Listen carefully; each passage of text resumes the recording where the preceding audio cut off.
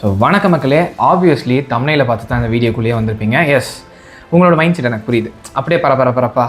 So எக்ஸாமான time டேபிளும் வந்து release ஆகிடுச்சு. And எப்படி படிக்கலாம், எதை படிக்கலாம், ஐயோ இந்த எக்ஸாமுக்கு டைம் கம்மியாக்கி அந்த எக்ஸாமுக்கு டைம் அதிகமாக இருக்குது அப்படின்னு சொல்லிட்டு நிறைய டயலாமாவில் வந்துருப்பீங்க. எஸ், அஃப்கோர்ஸ் நீங்கள் நிறைய பேர் இந்த டைம் டேபிள் வந்துட்ட பிறகு எனக்கு நிறைய டெக்ஸ்ட் வந்துருந்துச்சு. அண்ணா டைம் டேபிள் ரிலீஸ் ஆகிடுச்சு, ஸோ எப்படி படிக்கிறது அப்படின்னு சொல்லிட்டு நிறைய பேர் டெக்ஸ்ட் பண்ணியிருந்தீங்க. ஸோ அது ஒரு காரணம் காட்டிலும் இதுக்கு மேலே வந்து கண்டிப்பாக கேட்பீங்க அப்படின்றதுனால நம்ம ஒரு ஸ்ட்ராட்டஜிக்கல் வீடியோ தான் வந்து இப்போ நம்ம பார்க்க போகிறோம். So based upon the time tables, so ஒவ்வொரு எக்ஸாமுக்கும் வந்து எவ்வளோ டியூரேஷன்ஸ் வந்து அலோகேட் பண்ணியிருக்காங்க அப்படின்றத வச்சு நம்ம going to see the strategies, how to cover the syllabus and of course நீங்கள் வந்து எப்படி அப்ரோச் பண்ணால் உங்களால் வந்து நீங்கள் நினைக்கிற மாதிரி ஒவ்வொரு சப்ஜெக்ட்லையும் 95+ வந்து ஈஸியாக ஸ்கோர் பண்ணுறது அப்படின்றத இந்த வீடியோவில் பார்க்க போகிறோம். ஸோ அதுக்கு முன்னாடி நம்ம சேனலுக்கு நீங்கள் புதுசாக வீடியோவில் இருந்தீங்கன்னா சப்ஸ்கிரைப் பண்ணி வச்சுக்கோங்க. Because lots of information to convey and நம்மளோட வீடியோஸ்லாம் நோட்டிஃபிகேஷன் வரதுக்கு சப்ஸ்கிரைப் பண்ணி வச்சுக்கோங்க. Yes, without any delay let we step into the video.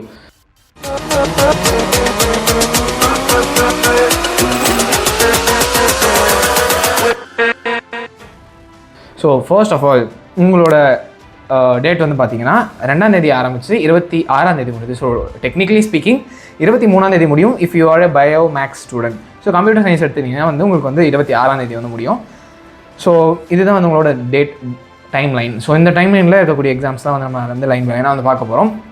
அதுக்கு முன்னாடி நீங்கள் ஒவ்வொரு எக்ஸாமுக்கும் எப்படி படிக்கணுன்றதையும் வந்து நோட் பண்ணுறதுக்கு நான் வந்து ஈஸியாக அந்த அந்த ஓவர்ஃப்ளோ மேப் வந்து சொல்கிறேன். ஸோ அதை நோட் பண்ணிக்கிறதுக்கு கையில் ஒரு பேனாவும் பென்சிலோ வந்து எடுத்துகிட்டு ஒரு பேப்பரில் நோட் பண்ணி வச்சுக்கோங்க.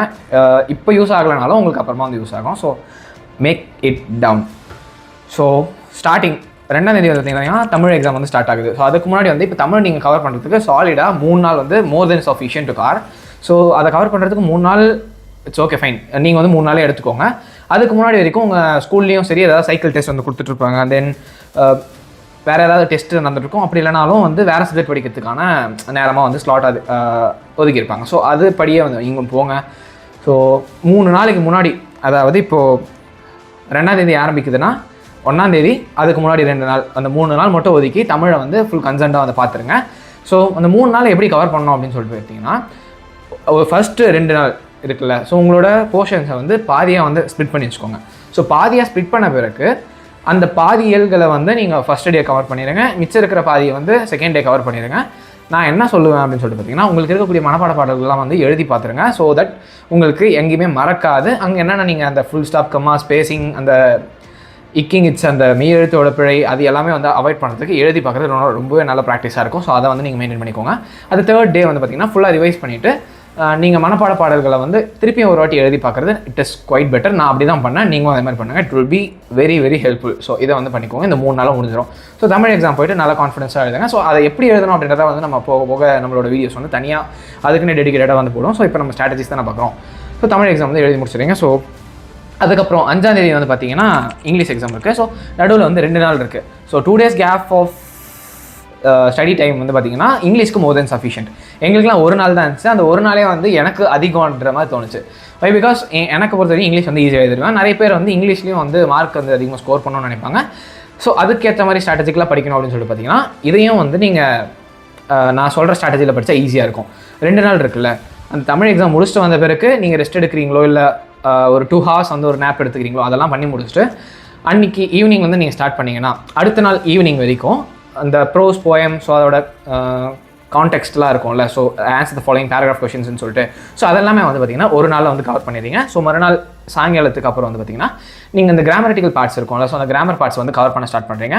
அண்ட் தென் அது ஒரு 4 hours to 5 hours வந்து முடிச்சிட்ட பிறகு அந்த 1 mark பார்ட்ஸ் இருக்கும்ல, ஸோ 1 mark பார்ட்ஸ் தான் வந்து நீங்கள் அதிகமாக வந்து கான்சன்ட்ரேட் பண்ணுற மாதிரி இருக்கும். If you want score good in English.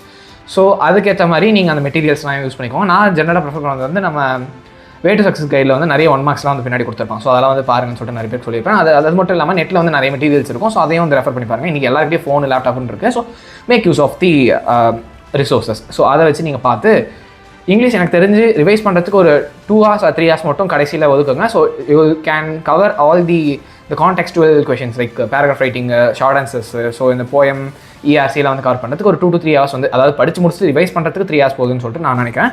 So அந்த மாதிரி வந்து கவர் பண்ணிக்கோங்க. So can do well in English exams for இந்த 2 நாள் கேப்பு ரொம்பவே போதுமான அளவு தான் இருக்குது. அடுத்து வந்து பார்த்திங்கன்னா நம்மளோட மெயின் சப்ஜெக்ட்ஸ்.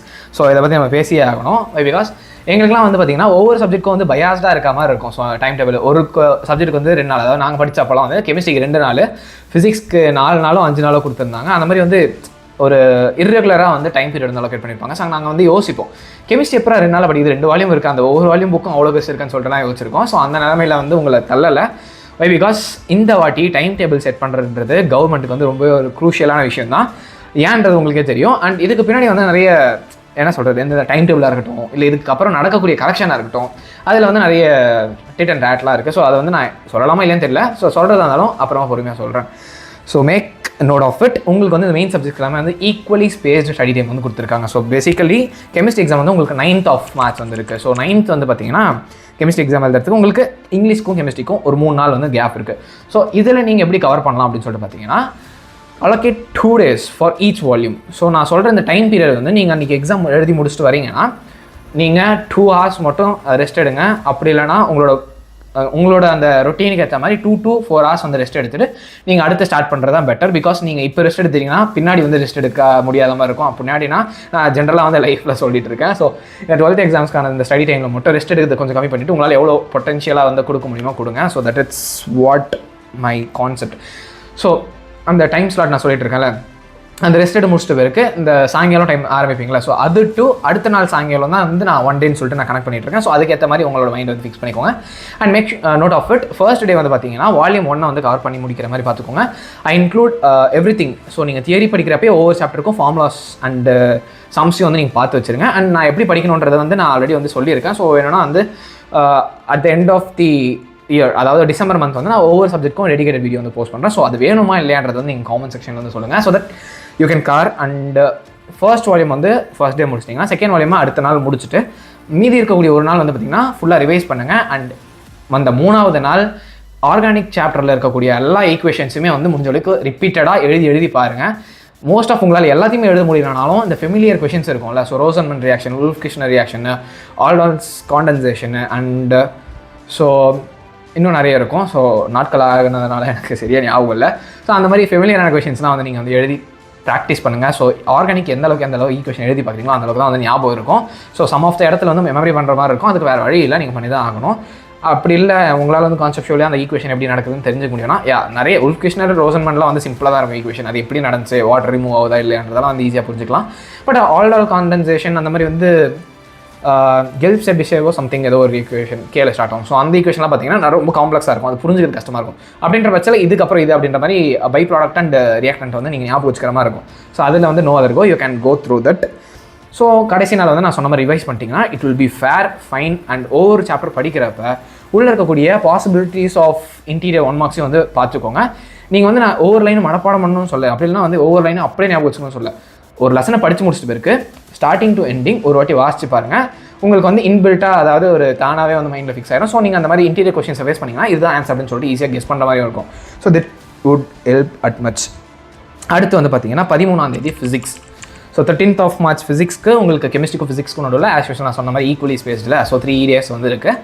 இதுக்கும் அதே இதை வந்து யூஸ் பண்ணிக்கோங்க. ஸோ ஃபர்ஸ்ட் டே வந்து ஒரு வால்யூம், செகண்ட் டே ஒரு வால்யூம், தேர்ட் டே வந்து ஃபுல் ரிவிஷன்.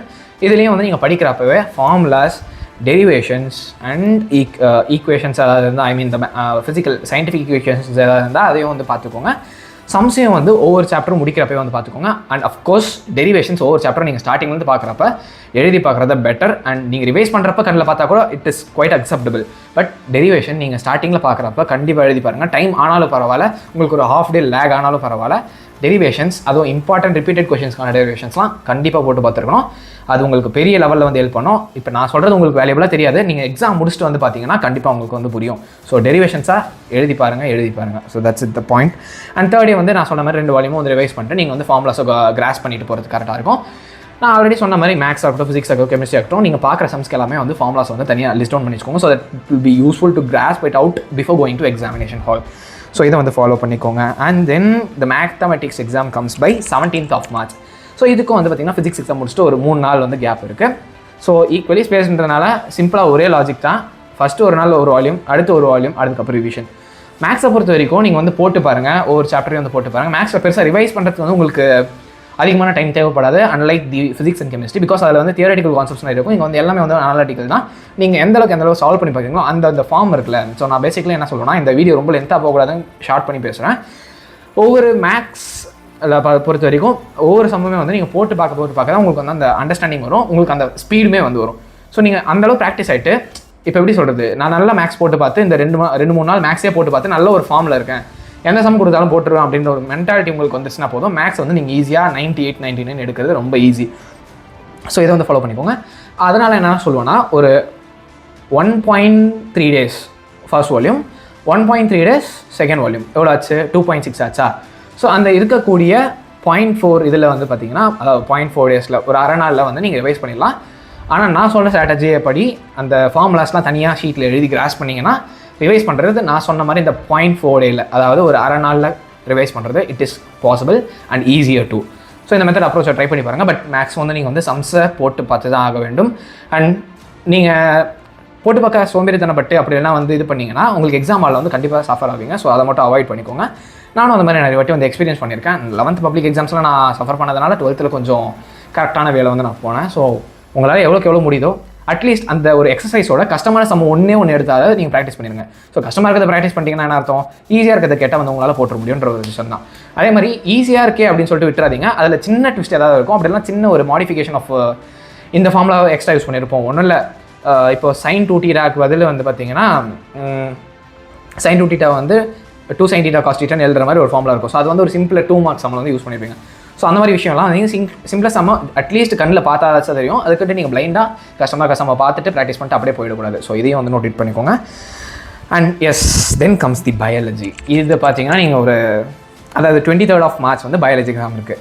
நல்லா கால் மேலே கால் போட்டு ஜாலியாக படிக்கலாம். பட் இதில் என்ன ட்விஸ்ட் இருக்கும் அப்படின்னு சொல்லிட்டு பார்த்தீங்கன்னா, நான் இப்போயே சொல்லிடுறேன், 5 நாள் டைம் கொடுத்துட்டு கொஷின் பேப்பர் எடுக்கிறனால கண்டிப்பாக கொஷின் பேப்பர் டஃபாக இருக்கிற வாய்ப்புகள் இருக்குது. ஏதாவது ஒரு சப்ஜெக்ட்டில் இன்டீரியர் கொஷின்ஸ் அதிகமாக வரும். இன்க்ளூடிங் 1 marks வந்து பார்த்தீங்கன்னா மேபி ஒரு 5 கொஷினாவது இன்டீரியரில் வரத்துக்கு வாய்ப்புகள் அதிகமாக இருக்குது. ஏன்னா 5 நாள் தானால. ஸோ எங்களுக்குலாம் வந்து பார்த்தீங்கன்னா 3 நாளில் அந்த 27 லெசன் சம்திங் எனக்கு கவுண்ட் சரியாக ஞாபகம் இல்லை, பாட்னி ப்ளஸ் ஜுவாலஜி அதெல்லாம் சேர்த்து எங்களுக்கு 3 நாள் டைம் கொடுத்தா, உங்களுக்கு 5 நாள் டைம் கொடுத்துருக்கான். ஸோ கண்டிப்பாக கொஷினில் வந்து உங்களோட டிஃபிகல்ட்டி வந்து நீங்கள் பார்க்க முடியும்.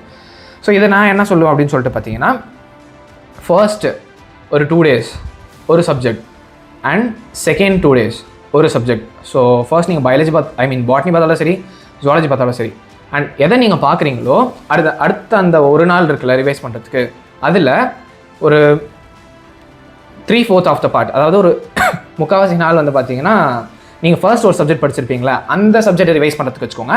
அடுத்து இருக்கக்கூடிய நாள் வந்து அந்த ரீசெண்டாக படிச்சிங்களா, அதாவது ரெண்டாவது 2 நாள் இருக்குல்ல, அதாவது ஃபர்ஸ்ட் 2 days ஒரு சப்ஜெக்ட், செகண்ட் 2 days ஒரு சப்ஜெக்ட், அடுத்த செட் ஆஃப் 2 days வந்து ஒரு சப்ஜெக்ட்னு சொன்னால, அந்த செகண்ட் செட் ஆஃப் 2 days படித்த சப்ஜெக்ட்டை கொஞ்ச நேரம் மட்டும் ரிவைஸ் பண்ணுங்கள். பிகாஸ் நீங்கள் அந்த 2 நாளைக்கு முன்னாடி படித்தது வந்து கொஞ்சம் மைண்ட்லேருந்து கொஞ்சம் அப்படியே எரேஸ் ஆன மாதிரி இருக்கும். அதை ரிவைஸ் பண்ணுறதுக்கு கொஞ்சம் அதிகமான டைம் கொடுக்குறது தப்பு இல்லை. ஸோ அந்த மாதிரி பண்ணிக்கோங்க. அண்ட் எஸ், நீங்கள் பயாலஜி படித்து ரிவைஸ் பண்ணுறப்ப பார்த்தீங்கன்னா உங்களுக்கு ரிவைஸ் பண்ண டைமே இருக்காத மாதிரி இருக்கும். ஏன்னா நீங்கள் படித்தது நிறைய இருக்கும், சாப்டர்ஸ் நிறைய, கான்செப்ட்ஸ் நிறைய, தியரி அதிகம். அதெல்லாம் படிச்சுட்டு நீங்கள் ரிவைஸ் பண்ணுறதுக்கு எப்பயுமே டைம் இல்லாத மாதிரி தான் இருக்கும். நானும் அப்படி தான் இருந்திருக்கேன். நான் கிட்டத்தட்ட 8 லெசன் வந்து ரிவைஸே பண்ணாமல் பப்ளிக் எக்ஸாம் போனேன். ஸோ அன்றைக்கி நான் வந்து பயந்துட்டு தான் போனேன், ரிவைஸே பண்ண முடியல, நம்மளால் கவர் பண்ண முடியல அப்படின்னு சொல்லிட்டு. ஆனால் நீங்கள் அந்த 2 நாள் வந்து உண்மையாக டெடிகேட் பண்ணி படிச்சிருப்பீங்களா, அது வந்து உங்களுக்கு எக்ஸாமில் ஹெல்ப் ஆகும். நிறைய விஷயம் மறக்காது, எது மறக்கிற மாதிரி இருக்கோ அதை மட்டும் கொஞ்சம் கான்சன்ட்ரேட்டடாக வந்து ரிவைஸ் பண்ணிக்கோங்க. ஸோ அந்த மாதிரி நம்ம ரிவைஸ் பண்ணல அப்படின்னு சொல்லிட்டு அந்த பயத்துக்கு மட்டும் வந்துடாதீங்க. அந்த ஸ்டேட் வந்து உங்களை இன்னுமே வந்து கொலாப்ஸ் பண்ணி விட்டுரும். ஸோ ரிவைஸ் பண்ண முடியலனாலும் பயாலஜி பொறுத்த வரைக்கும் பிரச்சனை இல்லை, தியரி தான். உங்களுக்கு தெரிஞ்சதை, அதாவது நீங்கள் அதை கான்செப்ட்ஸுவல் படிச்சிருந்தீங்கன்னா தமிழ் தெரியுங்களா, அதை வந்து இங்கிலீஷில் ட்ரான்ஸ்லேட் பண்ணி எழுதுங்க. That will be quite better.